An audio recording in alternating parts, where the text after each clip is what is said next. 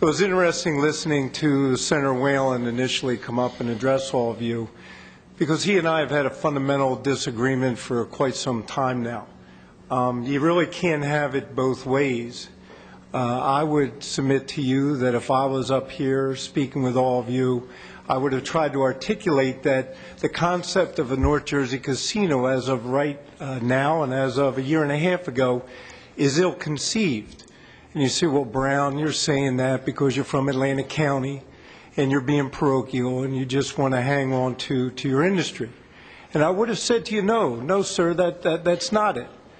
I get the higher interest and I get the understanding that we have to look to what's in the best interest of the state of New Jersey, not just any one person trying to advocate solely for the region. So I would have told you where Senator Whalen's position was, I want casinos in North Jersey so I can generate investment in Atlantic City. I would have told you that's just silly. You need stability in Atlantic City to generate investment.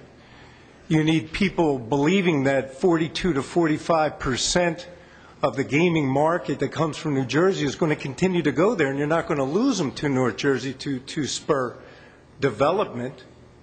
And I would have also pointed out to you that it is also silly to think that a North Jersey casino can generate enough revenue that it will send money back to Atlantic County.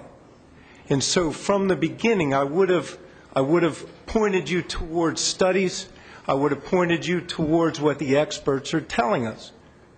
And that's the least that you could hope for somebody who's going to be advocating for a position. All right, Brown, we hear opinions, but what are you talking about? Why do you say this? And I will tell you, I would have led you back to 2010, when the Casino Association concluded a single casino in the Meadowlands will siphon off 45% of the gaming revenue from Atlantic City, resulting in the entire New Jersey casino industry. And this is for the state.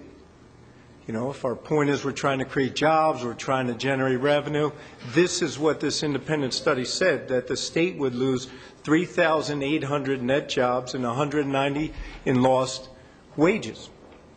They also said that it would divert $45 million from services for our state seniors and disabled.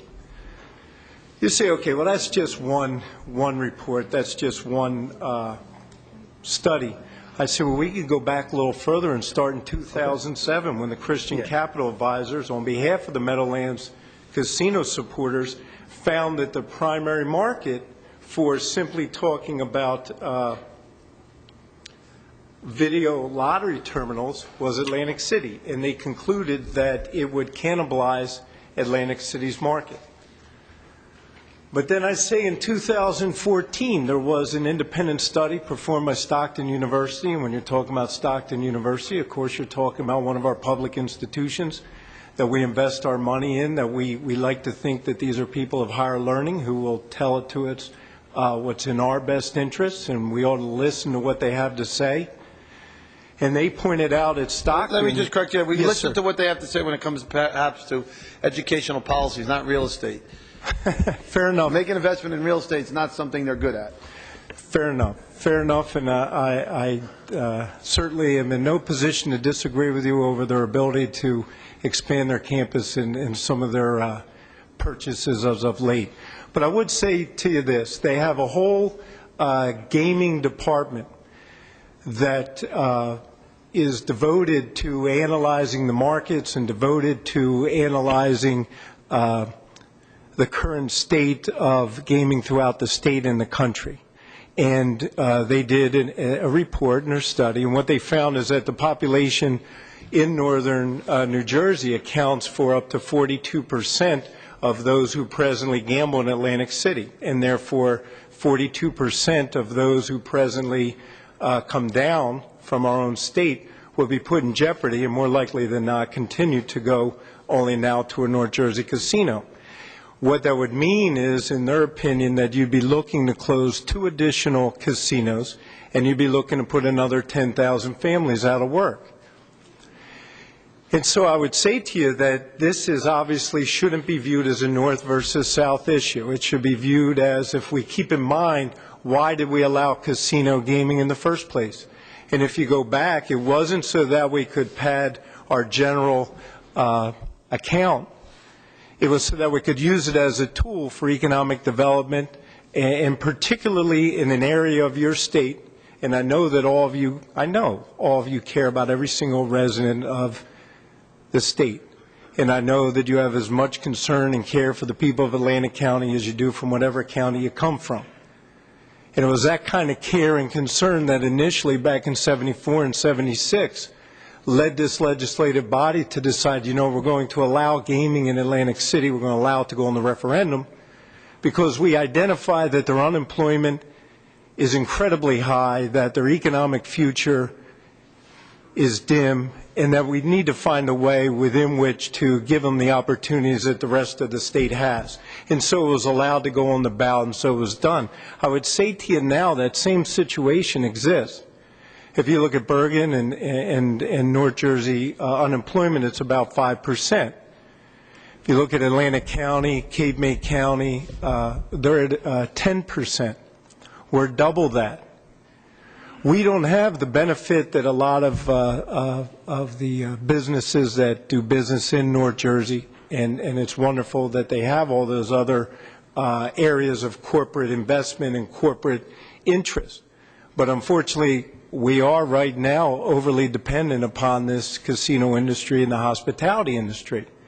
And so if we look at it from that perspective, and we also look to Deutsche Bank, who actually supported the expansion of gaming, they pointed out, and what they said is that as of yesterday, and this comes out yesterday under the bill that you're looking at, not only will the building of North Jersey casinos cause closure of 2 Atlantic City casinos, they also predicted that the total revenue generated from a new casino in North Jersey would be about $500 million. And even if you tax it at 50%, you're down to $250 million. And any belief that that money would come back to Atlantic County, I think, is misplaced. And one of the things I said before, and I will just say it again, if you require these 2 to be built, it was, and I believe it was Mr. Edelson himself, who pointed out that New York will look at a Meadowlands casino and say, and this is his quote, "We got to open in New York and keep the money in New York." It was also pointed out that our former Senate Democrat state senator and the author of the Casino Control Act, Judge Steve Persky, he said expanding gaming in North Jersey is going to nothing more than contribute even more to the political necessity of New York doing the same. New York will not sit back and do nothing if a major casino facility opens in the Meadowlands. A North Jersey casino isn't going to keep any significant number of dollars in New Jersey that otherwise would have gone across the border. It just won't. Now, I understand these are just opinions, and also, Mr. Chair, I do very much appreciate your deference in letting me to go on like this. I know when I clerked for a judge years ago, people would file motions, they'd be written up, and the judge would have it, and he pretty much knows what he's going to do. And so often when I show up in court, I simply say, "Judge, I know you've read everything. Unless you're going to disagree with me, I have nothing to add," and I sit down. But on behalf of all the people of Atlantic County, I think it's important that I finish the points that I'd like to make, and I appreciate that.